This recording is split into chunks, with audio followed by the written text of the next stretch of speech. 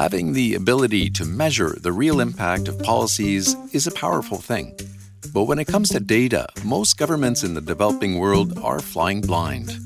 So what happens when they can actually see an index with some real numbers? They came back and they said, by the way, we have been thinking that we are doing very well, but if your index is actually looking at that specific aspect, then I can see that we are not doing very well. So the indices are working magic to just show you this is where you are. My name is Rose Ngugi. I'm currently the Executive Director, Kenya Institute for Public Policy, Research and Analysis, KIPRA. Welcome to the second installment of our special collaborative podcast series with the International Economic Association, where we showcase the economists behind invaluable research in places we don't hear enough about, like Kenya, where Rose Ngugi is empowering local governments with indices. The data that we are now generating with the indices is very, very crucial. In fact, in one of the counties that we visited, they were like, we need this kind of information so that when we are prioritizing on our annual development plan, we are able to be guided by some statistics. Other episodes in the series feature Turkish economist Ipek Ilkkaracan on the power of investing in the care economy and Colombian economics professor Marcela Eslava, who looks at Latin America's struggling social security network. IMF Podcast contributor Rhoda Metcalf had the privilege of speaking with all three of these exceptional women. This episode features Rose Ngugi from the Kenya Institute for Public Policy, Research and Analysis, or KIPRA, which is, we should mention here, an arm's-length public institution.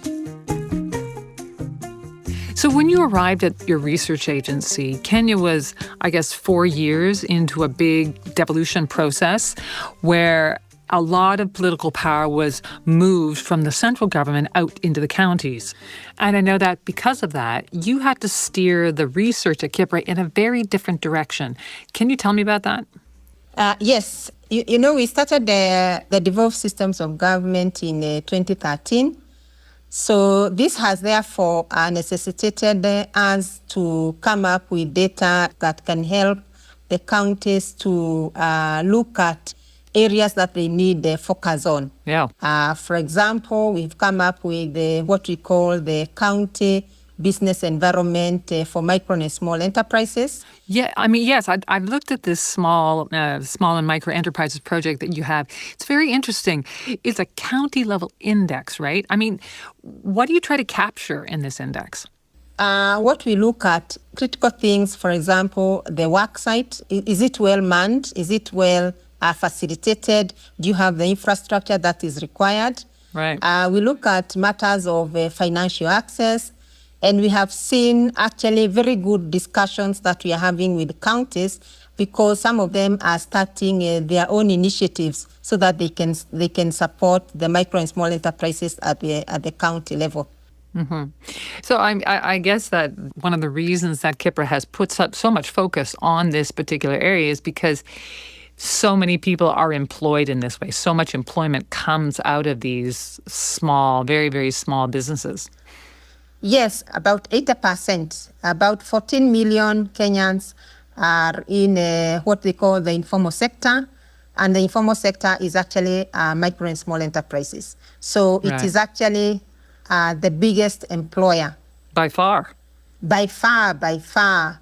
Because I found it interesting that some of the elements that you put into your index are just daily life stuff. Do they have access to toilets? Do they have access to electricity? I guess it's not just about how much money you're making, but what kind of a life are you living with this kind of a business? Yeah, it's very true. You see, I may be making 100 shillings, but if I have clean water, so I don't have to move around looking for water. Right. If I have a toilet, so I don't have to even pay something so that I can utilize somebody's toilet. If I have internet, which is also free, which means that I don't have to spend a lot, then 100 shillings is enough. But if that is the same one that I have to sacrifice with to ensure that I get access to the utilities, then that becomes a challenge. Yeah. Sure. So what the government is trying to do now, and even across the counties, is to set up what they are calling the county industrial aggregation parks, so that you can have work sites for these micro and small enterprises, but at the same time, you give them an opportunity to access the market, because if they are able to aggregate, if you are all doing tables, I'm doing 5, you're doing 10, the other one is doing 15, if we aggregate them together, we can manage actually to even supply to the government. Right. Because the government has opened a platform. It's like a market for these micro and small enterprises. Okay. The expectation is that every government agency or department is expected to set aside a specific percentage of their procurement to the youth, small enterprises, and the like. Right. So many of them fail or are unable to take advantage of that because, you see, I'm only able to make 1 chair, 2 chairs. I cannot make the 100 that you're looking at, yeah? So is that something you follow in the index as well? Yes, we do. We do ask them how many of them actually are accessing this facility that is provided for by the procurement process. Must be a lot of work creating an index like that. I mean, if you're looking at hundreds of thousands of tiny businesses, how do you even gather that data? So we came to realize that micro and small enterprises are organized in associations, and they go by sector. So tailors may have their own association, plumbers may have their own association, vegetable dealers may also have their own associations. So we go to the associations that are in an area, because with the association, you are able then to gather information from a bigger number of the community. Yeah, it's very difficult for you to say that you can move from one enterprise to the other, but through the associations, you are able to get clearly what is going on the ground. So those are the ones that we use. And this small and micro business index that you've created, this is just one of your indices, because I understand that Kipra has created several indices at the county level. Yes. So the micro and small enterprises, that was the very first index. And then we have an index we call the Public Affairs Index. The third one is very new. It's the very first time that we are trying to bring it out, and that is on Climate Change Preparedness Index. Wow. There are many initiatives that are coming up. The World Bank actually started with a program even in Kenya. We call it FLOCA. It's supposed to be financing for the local communities, yeah? Initiatives, right. As far as climate change is concerned, yeah? And as you know, when we get droughts, yeah. We get affected. Like 2021, 22, we were in a very bad shape as far as drought condition is concerned. Yeah. But again, immediately after drought condition, we get these flash floods. Right. So what we are therefore asking ourselves is, with all these initiatives that are on the ground, can we say that counties are really preparing themselves when it comes to climate change matters, yeah? So what are you learning from this new index? Yes. So we are looking at different aspects. We are, for example, asking the question, do counties really have a kind of a department? Because if you don't have a department that is really focused on climate change matters, then the ownership of climate change becomes an issue. And then we are also asking them about the budget allocation, the policy environment that they are operating with, and then also how do you involve the communities in different aspects, for example, even in forest management, because you can have a lot of money, but if you're not actually involving the county residents and capacity building them to understand the matters to do with forest management, then it becomes very difficult for you to see the value of the amount of money that you're spending on the ground. Right. So all this, when you take it together, is giving us an index that helps us to see the preparedness level for the counties. And because of the World Bank FLOCA project, what you'll notice is that it's like every county has managed to put together a policy, climate change action policy framework, and also a legislative framework. So it's like everybody is scoring 100%. Right. But then when you go to the other nitty-gritties of the implementation, then that becomes a very different matter. You've really doubled down on using indices as a research method at your organization. Why have you decided to go in that direction? Yeah. Thank you very much, Rhoda, for that question. You see, we always say that you can have very good policies, and many of the times you can assume that you are making some progress, you are implementing A, B, C, and D, and therefore you tend to wonder when you see that growth or poverty is not coming down, you always ask yourself, where did I go wrong? Sure. So these indices, they are meant actually to support the counties in monitoring the effectiveness of the policies that they have on the ground, and also helping them to really focus their attention to the areas that we see that they are not performing very well. I'll give you an example.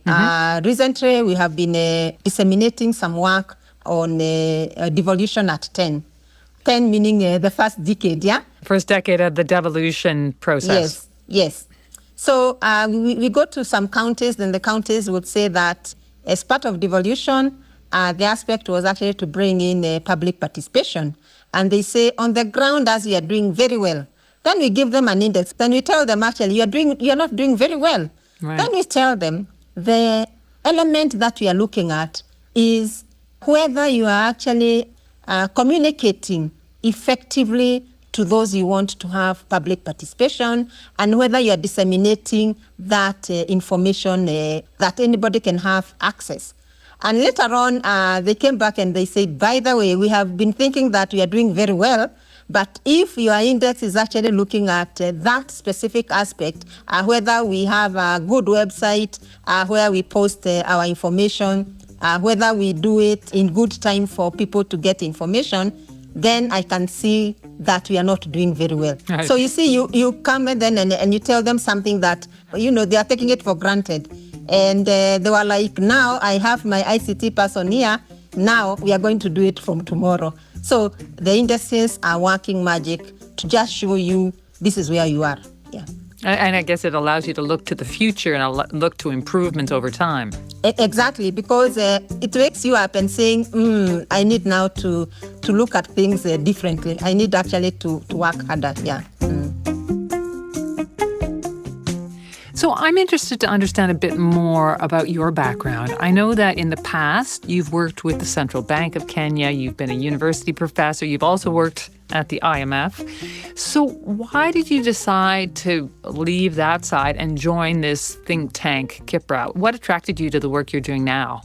So I started at the university. I taught for more than 15 years. So which university?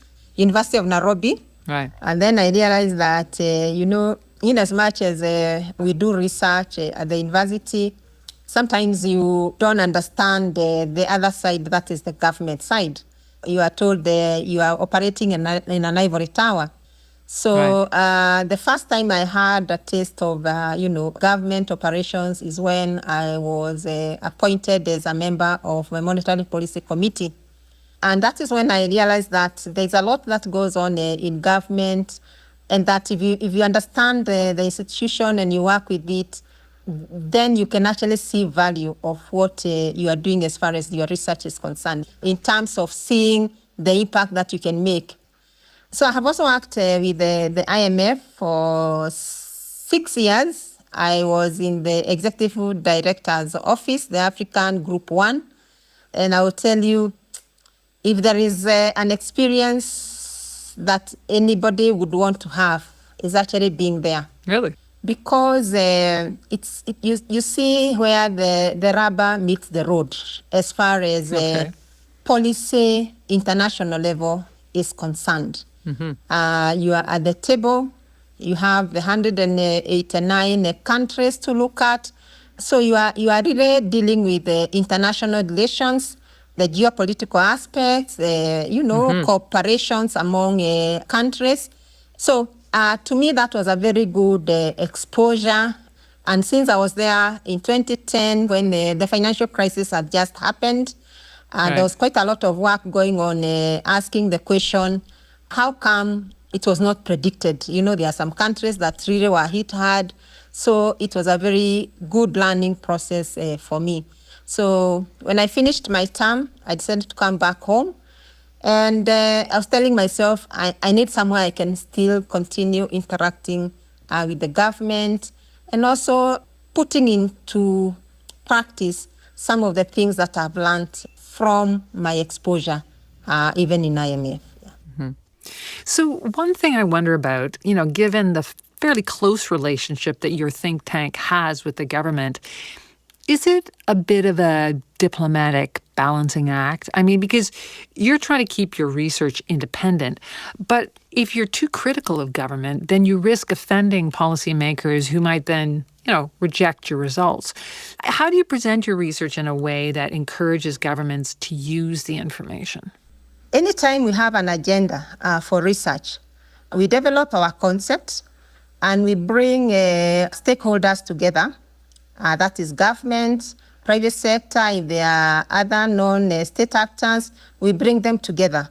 We discuss that concept together and we ask them, are there things that we might have forgotten, or are there things that you feel we are not approaching effectively? So they'll give us feedback. So we come back and, we do our research work. And then when we have a draft, we have what we call validation workshops. So we go back to them and we tell them this is actually what we got out of it. And what we try to avoid is surprises. So it's at that point that if there are any surprises, then they get to be known. And we therefore look for a kind of ownership, because as an institution, the only thing we can do is to evidence. But implementation of what we are pushing in such work comes from the other agencies. So you need to bring them closer to you from the beginning. It's not that they are going to dictate to you what to do, no, but they are going to support you on the way, such that even when there are surprises, they are in the know. Right. So it's quite a collaborative process. Yes, it is quite collaborative. So how do you maintain that independence, though, from the government at the same time, so that your data really is independent and it's not, skewed or pressured by the government? So what I would say is that we are left to define the research agenda. We are left to design our capacity building activities. And we are left to define the networking and engagements that we need to do. All that we have to ensure is that as we do that, we are aligned to the government development agenda. And I don't think that is too much to ask here. Right. Okay. Yes. Do you think that there is a particular advantage to having local economists looking at issues in a country? The very fact that you live in Kenya, that you are Kenyan yourself, when you work on economics in Kenya, does it give you advantages? Yes, to a large extent, in the sense that if you are brought up in a certain system, there are some things that you tend to understand better. There is also that the collaboration that you'd get with the other locals, which helps you to actually get the things done. I think the only thing that we have found is a situation where locals don't have a lot of funding for doing research. Right. And therefore, in most of the times, it's either you have a project that is coming from outside. Of course, now, Kipra is different. But if I'm at the university, the funding for research, we used to get very, very little. It cannot take you very far. So that is the only challenge that local researchers actually get into. And because of the influence of these fundings that are coming from outside, sometimes you lose your focus. Because if today the donor wants you just to do climate change, even if your activities were, say, in a certain area, you actually have to move with that wave. Yeah? But collaboration between outsiders and insiders is also crucial, because we may be lagging behind as far as methodological issues are concerned. And so there is a skill that also comes from outside, and you are able actually to acquire through collaboration. Okay. So finally, when you look back over the past 8 years of leading the research at Kipra, during this period in which decision-making around development has shifted from the central government out into the counties, into the hands of local leaders, do you have a sense that your data and these indices that you created are actually having an impact on the ground in Kenya? Yes, the data that we are now generating, even with the indices, is very, very crucial. In fact, in one of the counties that we visited, because they prepare every year an annual development plan, they were like, we need this kind of information so that when we are prioritizing on our annual development plan, we are able to be guided by some statistics. That must be very gratifying for you to see how your data is being used so actively. Yes, it is. And this is actually generating a lot of conversations with the counties at the moment. Like now, we are going to launch our Kenya Economic Report, our flagship report. But in one of the chapters, we made a deliberate effort to produce county-related products. We were looking at the labor productivity across the counties. And what we have seen is a lot of attention on why counties are not moving, including whether the county itself and its government is actually deriving value for its people with the productivity of its government. Wow, interesting. Well, Dr. Rose Ngugi, I think that the research work you're doing right now with Kipra is fascinating and sounds like it's having a real impact. And I thank you so much for agreeing to speak with us today about your work. Thanks very much, Rhoda. The fact that you gave me a challenge to think about myself then made me start thinking. Thank you very much. Yeah. Rose Ngugi was speaking with Rhoda Metcalf as part of our special collaborative podcast series with the International Economic Association.